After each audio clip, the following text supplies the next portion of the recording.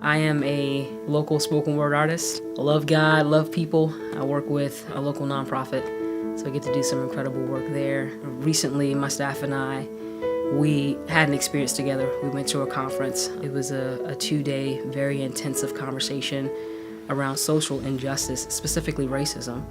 And we began to see how that was impacting our community. This is a part of our job, running excellent quality programs that we hope will change the landscape of the communities that we're in. We hope that that pans out, right? But we realize we can't do this without God. And so we decided as a staff, one of the things that we're gonna do proactively is have prayer every week. Regardless of what's happening on our schedule, we're gonna make it a point to pray for an hour, and specifically pray for our communities, pray for the parents, pray for other staff members. And so we started doing that, and we really just allowed the Holy Spirit to just lead us.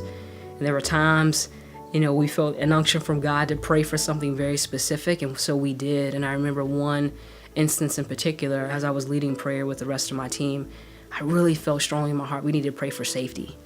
It just was resounding, and I kind of stopped the prayer group. I was like, y'all, I feel like we need to just change directions, and we need to pray for the safety of our students. So we prayed. We went to our programs, went about our day, and then later on that afternoon, one of the students that was in our program, we found out that a local drug dealer had came to her house with a gun and had every intention of taking her life, basically. And it was one of those moments where I told staff, I was like, thank God we interceded for the folks that are in our community, and we give God all the praise, because there's no way for us to know. There's always danger everywhere you go, but that was a very specific prayer. The timing was, it was about an hour and a half difference between the time that we prayed to the time the incident happened. And so I'm super thankful. The Holy Spirit leads you to pray and to intercede for people. That's the time to do it right then and there, because you just don't know who's on the other side of that prayer.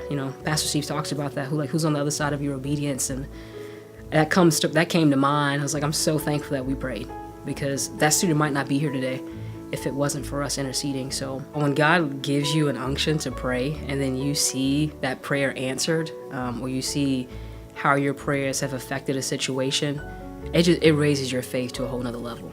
And I think that's really, really powerful. It's a powerful testament to how God desires to use us as vessels to intercede for other people. It just kind of gets you all, not mushy inside, but you get really excited, like, wow, God, you're alive and well in communities. I'm convinced of that.